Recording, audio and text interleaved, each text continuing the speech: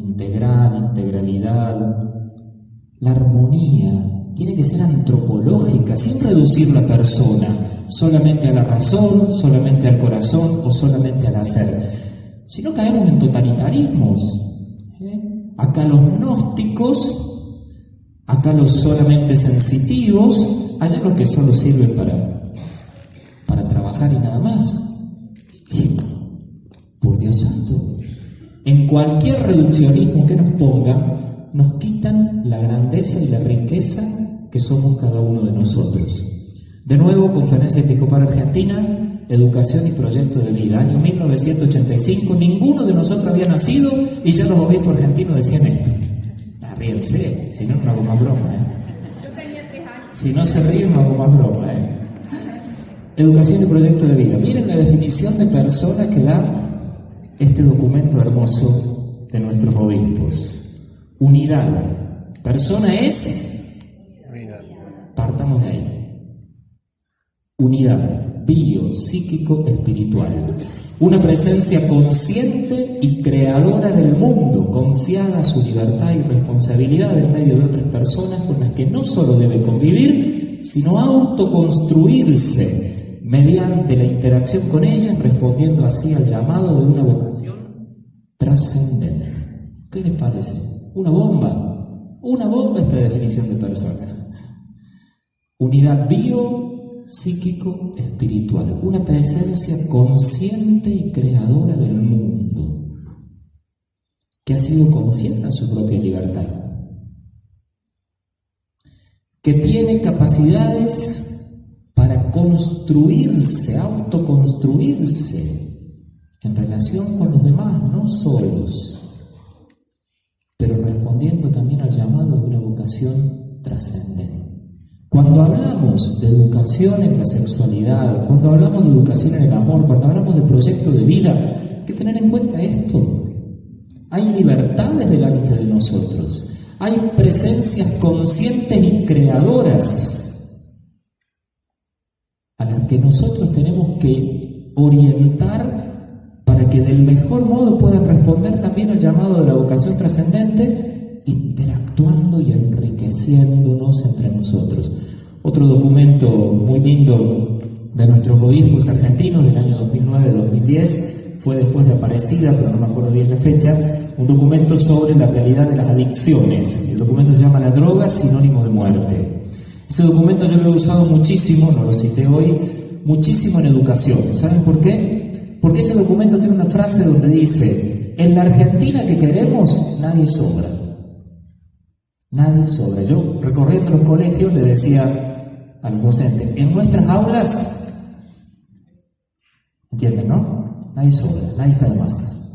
Incluso el que se pone el gorro hasta acá y no me quiere escuchar, no está de más. En Córdoba los chicos a veces, como está frío a la mañana, se quedan con el gorro adentro del aula. Tenía uno, 7 y 10 de la mañana, que tenía que dar bioética, el Guido lo tenía sentado allá al fondo, un curso como de 60 chicos, se ponía el gorro, me ignoraba totalmente el Guido. Entonces, nadie sobra. En nuestras realidades, nadie sobra. Cada uno es una presencia creadora y consciente. Cada uno de nosotros es una realidad que, interactuando con los demás, responde también a una vocación trascendente.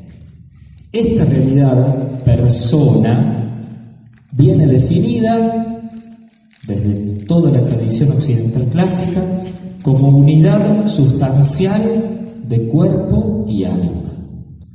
Cuando decimos sustancial, significa que no hay persona si se separa el cuerpo del alma. La sustancialidad, lo que le da el ser, es la unidad entre el cuerpo y el alma. El alma sola no es persona, el cuerpo solo no es persona. Cuando hablamos, no hablamos a cuerpos, hablamos a personas. Tampoco hablamos a almas. No caigamos en fisicismos ni en angelismo. Lo digo porque más adelante, hablando de las políticas de educación sexual, una de las grandes críticas que vamos a hacer es que solamente quieren prevenir, como si la persona fuera, no sé, un poco de piel nada más, ¿viste? O un sistema inmunológico que no tiene que enfermarse. Y en esto me adelanto también y lo digo, o sea, ponerle todos los preservativos que quieras a los chicos, pero ¿quién le pone un preservativo al corazón? Díganme, a ver, ¿quién le pone una píldora anticonceptiva a los recuerdos de esa chica, que después no puede ver más los varones de lo que vivió o de la tristeza que le quedó? Estos son los reduccionismos a los que no queremos llegar. No podemos quedarnos solamente previniendo, porque los queremos sanitos, no importa si están locos, porque estén sanos. No es así la cosa. Unidad sustancial de cuerpo y alma. El cuerpo humano con vida posee la dignidad de toda la persona. Mi uña, mi cabello, todo es personal, es mío. No se los presto, es mío. La persona es corporal y el cuerpo es personal. No es que le pasó a mi cuerpo y a mí no. Te pasó. Cuando te duele la panza, no es que te duele la panza. Te miran a la cara y te dicen, ¿qué te pasa? Sí, claro, porque cuando no dormiste, no es que no dormiste, las ojeras, porque el cuerpo es el que sufre. ¿Cuántas veces nuestra psicología termina afectando a nuestro cuerpo? ¿Y cuántas personas con sufrimientos muy grandes en el cuerpo llevan adelante las enfermedades casi con plenitud, diría? Cuando yo estaba en la universidad todavía, una persona que estaba con una enfermedad terminal, 2 días antes había estado conmigo, habíamos compartido. Nunca hubiera dicho que 48 horas después iba a fallecer. Esta persona seguía trabajando, seguía yendo a la universidad, seguía dando clases. Nos enteramos que había fallecido, no lo podíamos creer. Sí, veíamos que iba perdiendo peso, veíamos que su semblante, pero seguía adelante con fuerza y entusiasmándonos. Esta interacción entre alma y cuerpo, qué importante que es. Esto es la verdadera integralidad a la que tenemos que caminar como una propuesta. Jesucristo es el hombre perfecto. De ahí para abajo, todos estamos en camino, pero no podemos dejar de mirar ese ideal. Otra presentación también de educación y proyecto de vida. La visión cristiana. Hasta ahora venimos hablando solo de lo filosófico, de lo antropológico. Aquí vamos a ver el hombre desde la mirada de Dios. La imagen del hombre cristiano, dicen nuestros obispos en este documento, resulta una imagen maravillosa, una imagen misteriosa, con insondables consecuencias para la propia existencia. Mirarnos desde Dios, decían los obispos en el último documentito, la mirada misericordiosa, les decía yo, Papa Francisco. Esta mirada del hombre desde lo cristiano tiene consecuencias increíbles, misteriosas para nuestra propia vida. Resulta que nosotros no somos solamente un montón de células, un fémur, varios metros de piel desparramado por todo el cuerpo. Resulta que nosotros estamos metidos en la corriente de lo divino. Hemos sido creados por Dios, elevados más allá de nuestras propias capacidades. Es cierto que nos hemos caído, pero también es cierto que hemos sido redimidos, que tenemos el Espíritu Santo que habita en nosotros, que somos su templo y que estamos consagrados por el bautismo, los que hemos sido bautizados, para compartir la triple potestad de Jesucristo: sacerdote, profeta y rey. Felicitaciones. Todo esto es lo que son cada uno de ustedes. Todo esto es lo que son cada uno de nosotros. Esta es la buena noticia de la vida. Esta es la cultura a favor de la vida que tenemos que proponer. Sí, en marcha de eso, en favor de eso, digo, hagamos todo lo que se pueda para prevenir enfermedades, epidemias, para difundir métodos de vida más saludable, para cuidar nuestro medio ambiente, pero no perdamos de vista esta raíz profunda que somos cada uno de nosotros. Ahí es donde encontramos la fuerza para hacer pie y para saltar más allá incluso de nuestras propias capacidades. En esta realidad insondable hemos sido creados, dice el catecismo, en la dualidad que busca la unidad. El hombre ha sido creado en una complementariedad. Hermoso el relato del Génesis. El padre Mamerto Menapace, creo que lo han sentido nombrar, seguramente lo conocen, este hombre que ha hecho tanto bien con sus relatos, con sus cuentos. Recuerdo que cuando éramos jóvenes vivíamos de Menapace, ¿no? Leímos más Menapace que el Evangelio, creo, ¿no? Y cuando tuve oportunidad de compartir con él algunas cosas, le decía, mira, hay cuentos tuyos que yo los puedo contar mejor que vos, creo, de todo lo que los he leído y lo que los hemos trabajado en los grupos de jóvenes. Se alegraba el padre de eso también. Menapace decía, cuando Adán vieron que estaba medio solo, le silbaba a los perros, ¿no? Y se cerraba a los chanchos, dice Menapace, ponía la vaca por allá, pero después se quedaba solo y miraba las plantas, ¿no? Y entonces Dios lo ve medio triste a Adán, ¿no? Y le dice, ¿pero qué te pasa, Adán? Y dice, mira que todo esto, yo me aburro acá, ¿no? En este mundo tan lindo, pero tan solo me encuentro yo, ¿no? Entonces dice que Dios, que siempre sabe ver adentro, ni bien Adán se durmió, le fue a ver los sueños a Adán. Y de los sueños de Adán, ¿vieron que dice la Biblia, no? Del sueño de Adán dormido hace surgir Eva.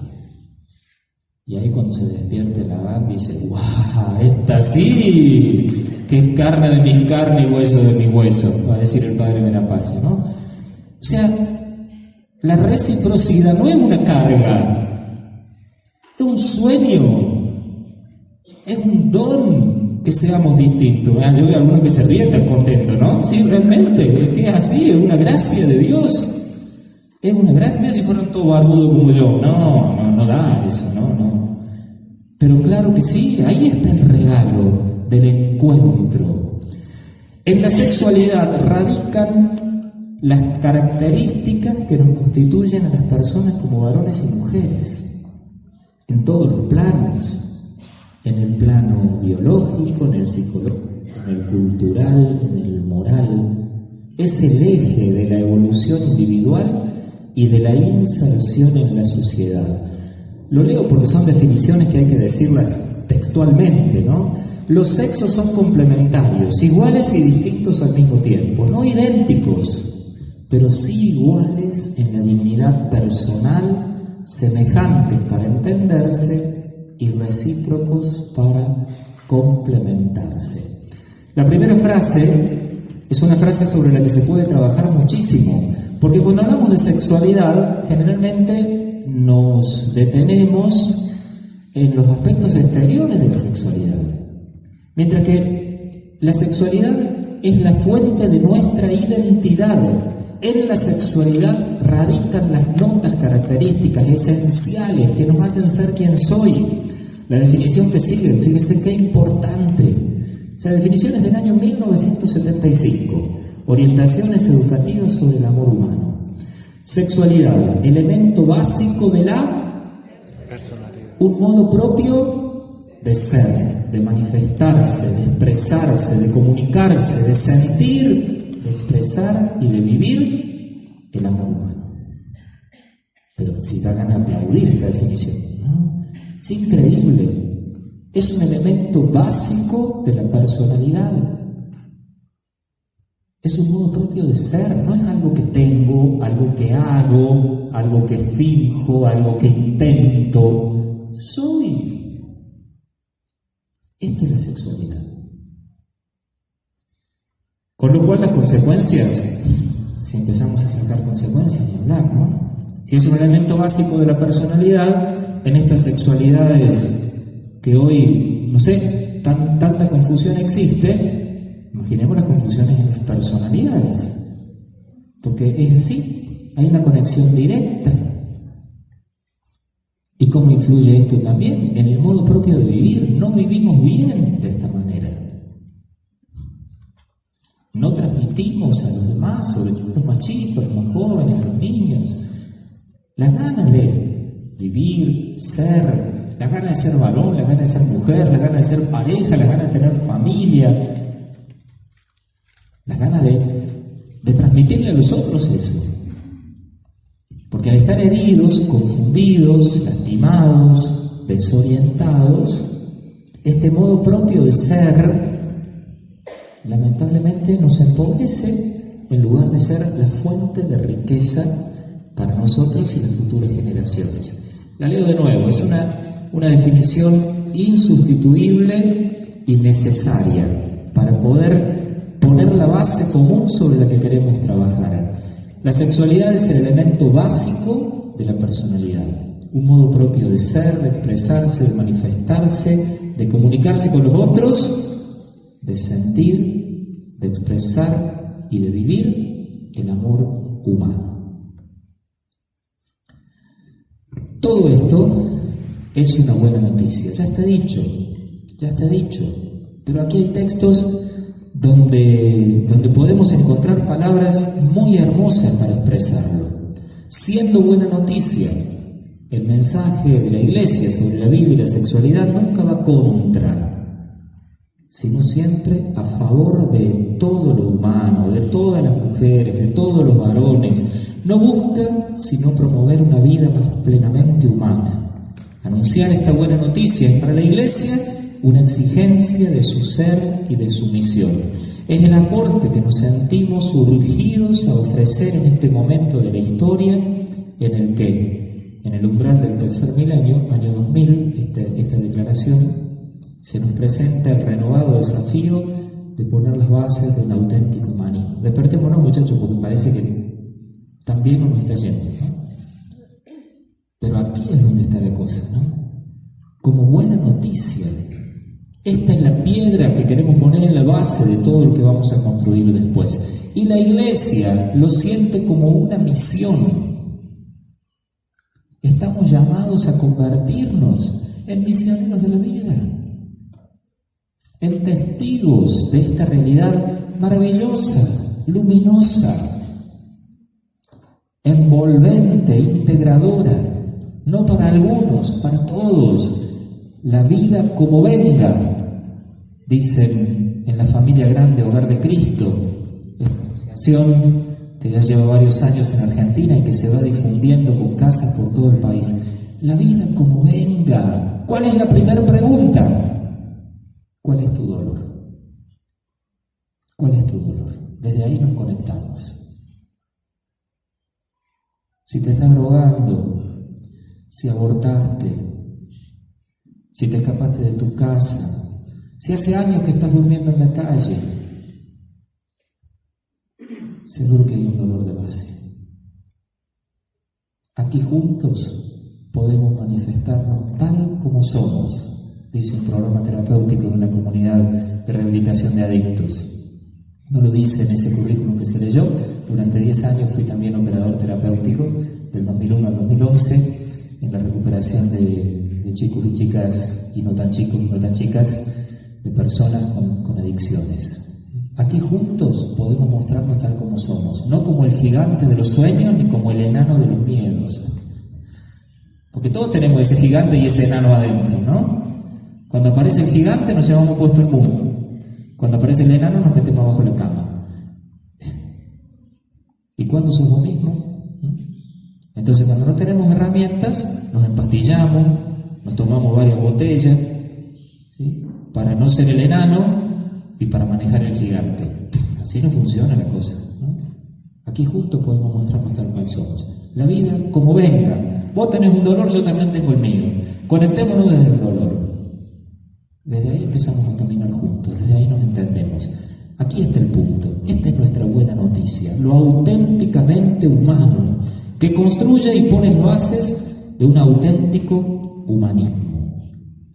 La sexualidad, en la dimensión personal, se presenta como un dinamismo que va integrando todo, el cuerpo y el alma, la afectividad, el amor, la transmisión de la vida, el lenguaje corporal, los sentimientos. Yo gesticulo como varón, no gesticulo como mujer, porque soy varón. Eso es la sexualidad. La sexualidad en el modo de hablar, de mirar, de saludar. Si saludo a un varón, lo saludo de una manera. Si saludo a una mujer, la saludo de otra manera. Eso es la sexualidad. Eso es lo que nos hace personas en el pleno sentido de la palabra. No es un hecho puramente biológico. Es la capacidad relacional, el lenguaje, la comunicación. Y fíjense esta última expresión. La persona vivencia internamente su cuerpo sexual. Se nos quiere hacer creer que es al revés la cosa, que es desde afuera para adentro. No, es desde la realidad más íntima y personal. La persona vivencia internamente, y yo diría desde mucho antes de nacer, su cuerpo sexual. Desde el vientre materno ya hay un eco de la propia identidad.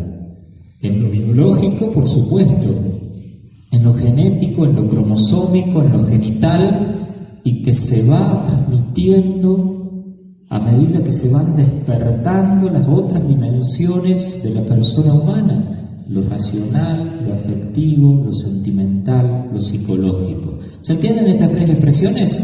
¿Sí? ¿Estoy hablando mucho? Perdón, pero bueno, quiero poder desarrollar el tema para después dar pie a las preguntas. Las repito las tres rápidamente. Un dinamismo que integra el cuerpo y el alma, no es un hecho puramente biológico, y la persona vivencia internamente su realidad, su cuerpo sexual. Pero muchísimas gracias. Una obra de misericordia, dar de beber al sediento. Así digo yo, cuando después de 15 días me acuerdo de regar las plantas y digo, vamos a hacer una obra de misericordia, ¿no? Las pobres ya están con las hojas por el suelo, ¿no? Y ya falta que hablen nomás para que me pidan agua. Entonces, bueno, vamos a darle de beber al sediento, y esto es lo que pasó ahora.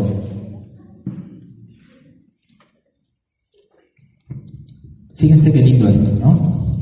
La sexualidad permite el gozo del encuentro interpersonal. Como es una vivencia interior, la sexualidad posibilita el gozo del encuentro. Saquémonos de la cabeza órganos, genitalidad, relación sexual, saquémonos todo eso de la cabeza.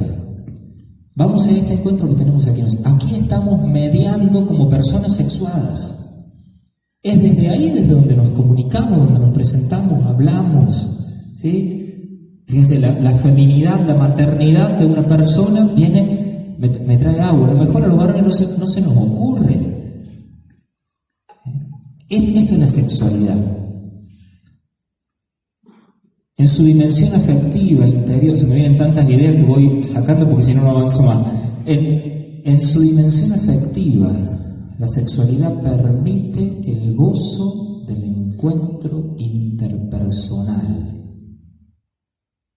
Adquiere en el conocimiento mutuo un crecimiento, un compromiso, una mayor entrega y donación. Cuarto paso, fructifica en la transmisión de la vida. Y nos hace mirar el cielo y decir, pero si acá no está Dios, ¿dónde está? ¿Cómo puede ser que todo esto se dé? ¿Se dan cuenta? Lo digo esto también porque muchas veces queriendo proponer un modelo de familia y de vivencia de la sexualidad fundado en la propia naturaleza, nos reducimos bastante a este cuarto nivel, ¿no? El tema de la transmisión de la vida, el tema de la generación de los nuevos hijos, fundamental, por supuesto, inherente a la sexualidad, pero hay otras dimensiones antes. Somos sexuados por ser personas, no que somos sexuados para reproducirnos. ¿Se entiende, no? Desde el lenguaje puramente cristiano, antropológico, fundado en el pensamiento bíblico, el primer gozo de Adán es verla a la mujer, no pensar que va a tener hijo con ella. Ahí, en la riqueza del encuentro interpersonal, la vida surge como consecuencia, ¿no? Pero no queda otra. Esto es tan lindo que tiene que haber más. Pero lo primero es ese gozo interior. esa riqueza magnífica. Por eso se entiende también el celibato, la castidad consagrada, como caminos puramente evangélicos y no como caminos cortados. No, para nada. Porque lo mayor de la sexualidad es la vivencia antropológica de la sexualidad. ¿Sí? Vieron que a veces hasta se nos critica un poco por eso, ¿no? Miradas sexistas, ¿no? Se nos dice que desde la ley natural, ya viene ley natural, así que aguanten un poquito, que desde la ley natural queremos proponer que las mujeres sean reproductoras y que los varones... Nada que ver, eso no lo dice el Evangelio y eso no lo decimos en la Iglesia. Es una consecuencia fundamental, ahí está, lo dice el Catecismo. Pero lo principal es que somos personas. Es que nos comunicamos como varones, como mujeres. La vida también es un modo eminente de comunicación en lo que nos parecemos a Dios, porque ¿quién puede dar vida sino Dios? El 25, cuando bendecíamos a las mamás embarazadas en la Catedral de Oberá, la misa por la vida, que celebramos todos los meses, el 25 de cada mes, yo decía, pero no se dan cuenta del milagro que llevan ustedes. Qué maravilla que estén aquí. Sí, una patada por acá, la noche no sabe cómo dormir, pero el milagro de la vida. Y una de las mamás que más lloraba durante la misa, de emoción, de alegría, abrazada a su marido, al final de la misa me dice, Padre, 10 años llevamos nosotros esperando el hijo, y vienen mellizos. Así que estaba emocionadísima, estaba contentísima, ¿no? Y yo no la conocía. Digo, a ver, ahí está, ¿no? Ahí está. Es una gracia que viene de Dios, que la da Él, pero que si no está esa gracia no se dio. La vivencia, la sexualidad, pero se puede ser fecundo de infinitas maneras. Y los consagrados lo experimentamos, gracias a Dios, día a día, porque Dios nos consuela con amor de padre y de madre realmente, para que podamos vivirlo de esta forma. Esto es la sexualidad. En su dimensión afectiva es el gozo del encuentro interpersonal, que nos hace crecer en comunicación, que nos lleva a una mayor entrega y donación, que fructifica en la vida y que nos hace mirar el cielo para decir, ¿quién como tú?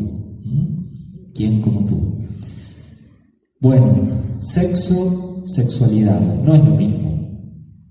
No es lo mismo.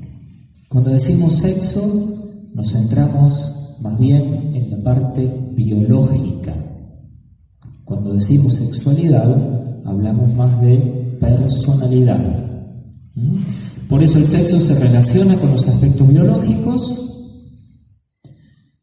Se establece en el momento de la fecundación o de la concepción, como querramos decirlo. Ha habido una modificatoria en el Código Civil argentino. Antes se hablaba de concepción, ahora se habla de fecundación. Sinceramente es lo mismo, estamos queriendo lo mismo.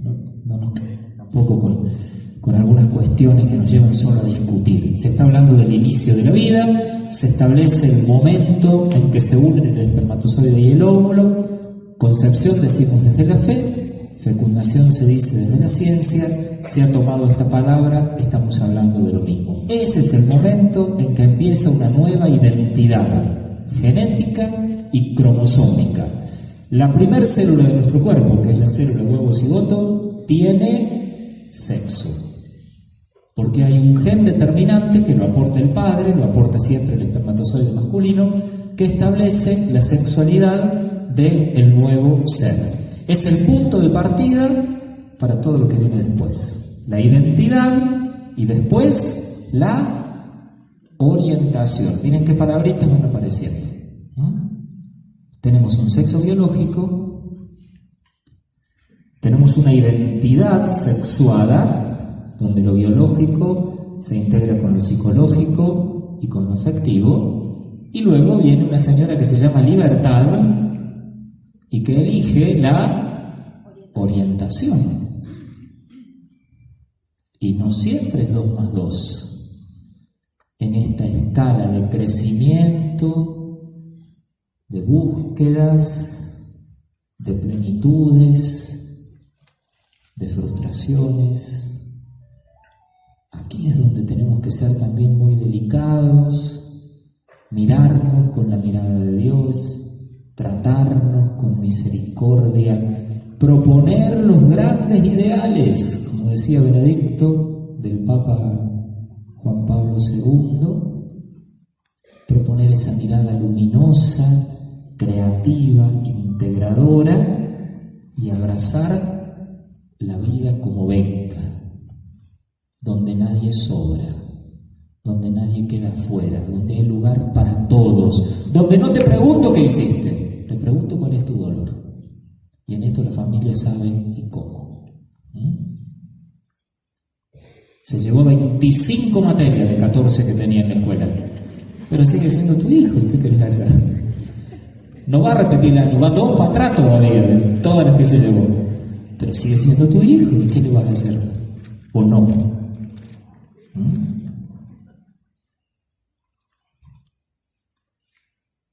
Rezó rosario toda la vida, era el nene más piadoso de la catequesis. A los 16 no lo llevaba a misa, ni que lo enganché con una topadora. Pero sigue siendo tu hijo. ¿Qué le vas a hacer? ¿Sigue siendo tu ahijado? ¿O tu ahijada? Yo tengo una ahijada que me da un poco de dolor de cabeza en eso. Buenísimo, una chica excelente, pero no le entró mucho.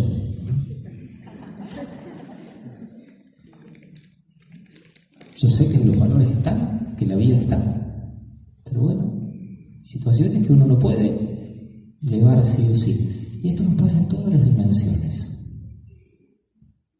La sexualidad biológica es el punto de partida para el desarrollo de la identidad y para el desarrollo de la orientación. Y ahí tenemos que ir siempre, permanentemente. Es decir, esta es tu naturaleza, esta es la raíz de tu ser. Esto es lo que sos, no hay que tener miedo de decirlo, esto es lo que sos y se va en camino, se va en camino. Habrá momentos de mayor identificación, habrá momentos de rechazo, habrá momentos de plenitud y ojalá que fuera así para todos y habrá que comprender y acompañar también los momentos donde no es tan simple. Por heridas, por situaciones vividas, por educación, vaya uno a saber por qué, porque a veces ni siquiera se pueden racionalizar tanto los factores, pero no se da esta identidad, esta identificación entre lo que somos y lo que elegimos. Y la última frase es así: el sexo no se elige, el sexo no se cambia. Se puede cambiar la apariencia del cuerpo, la apariencia genital, pero el sexo no se cambia. No se elige, es un dato genético, cromosómico. Estoy hablando del sexo, no de la... ¿Entienden, no? No estoy diciendo que la sexualidad sí se cambia. Estoy diciendo que la sexualidad no se cierra a lo biológico. Lo biológico como tal, el sexo, no se elige y no se cambia. ¿Vamos hasta aquí, padre? ¿Sí? Va el 20% recién, ¿eh? No tanto. Creo que ya estamos por la mitad más o menos, pero sexo, aspectos biológicos.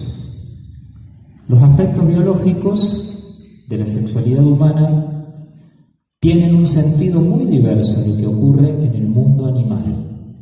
Aquí también es importante tener en cuenta que siendo persona humana, con toda la dimensión interior de espiritualidad, de racionalidad, no se trata solamente del dato biológico rígido y duro.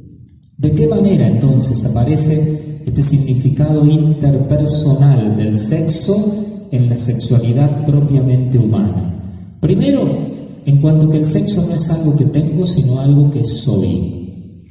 Lo personalizo, me hago cargo, no me dominan los impulsos y las hormonas, como ocurre en el reino animal. Veamos los documentales de National Geographic, de Nat Geo, qué sé yo, se matan, ¿o no? Por la procreación, por la lucha del más fuerte. Eso no es humano, no tiene que ser así. El sexo en mí soy yo, con todo mi mecanismo personal, el que lo pongo en la dimensión personal e interpersonal. Digo, ahora que nos hacen creer que las relaciones sexuales son una necesidad, que los chicos desde no sé qué edad tienen que... No, pará, eso no. Porque la sexualidad humana no está dominada por los impulsos, por las hormonas. Hay otras dimensiones en la dimensión personal que llevan a hacer de la sexualidad un acto de comunicación, no solo un desahogo, una descarga. Aparece la necesidad y la posibilidad de que se convierta en una mediación socializante, dice. La diferencia sexual es dualidad. Sí, somos distintos. Ahora se habla de binarismo, ¿vieron? Como si fuéramos números nosotros, ¿no? Es dualidad, pero sobre todo es complementariedad. Volvemos al dato originario, ¿no? El suspiro de Adán cuando se despierta y descubre el tú de Eva. Deja de ser yo, y aparece el tú. Algunos conceptos básicos de sexualidad, los dije recién al pasar con otras palabras. Nuestros impulsos no están programados, no somos efecto de hormonas. ¿Sí? Esto es importante. La sexualidad humana no está reducida a instintos. Y al mismo tiempo la sexualidad humana, por toda esta dimensión interior, nos permite extender los impulsos, positivos y negativos. La sexualidad te puede hacer muy feliz o te puede hacer muy triste. Porque como las vivencias, los impulsos, las experiencias se extienden sin límite de tiempo, entonces la alegría de un encuentro, de un abrazo, de una experiencia que te hizo sentir persona, te va a acompañar toda la vida. Y también el dolor, la tristeza, la humillación, la vergüenza, experiencia que te hizo daño, lamentablemente, sin la dimensión de la misericordia y el perdón, te puede generar una herida frustrante, dolorosa y triste, que se puede prevenir. ¿Sí? ¿Se entiende lo que estoy diciendo, no? Características de la sexualidad humana, digo solamente los títulos. El hombre existe siempre y solo como varón y como mujer.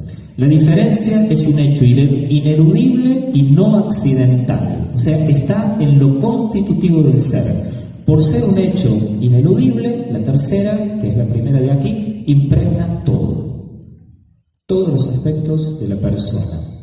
La diferencia constituye una oportunidad porque nos muestra la necesidad y la capacidad de encontrarnos con el otro. De ahí el concepto de integralidad. ¿Qué es el concepto de integralidad? Lo tomamos también a esto, volvemos a Educación y Proyecto de Vida, aquel del año 1985. Dice, la igualdad, atracción y complementariedad de los sexos son en la vida temas de relevante importancia, cuya complejidad y seriedad demanda al educador, fíjense, educadores, primero, ¿quiénes? Maestros, consejeros, etcétera, una preparación más específica y esmerada para superar tabúes e inhibiciones, para saber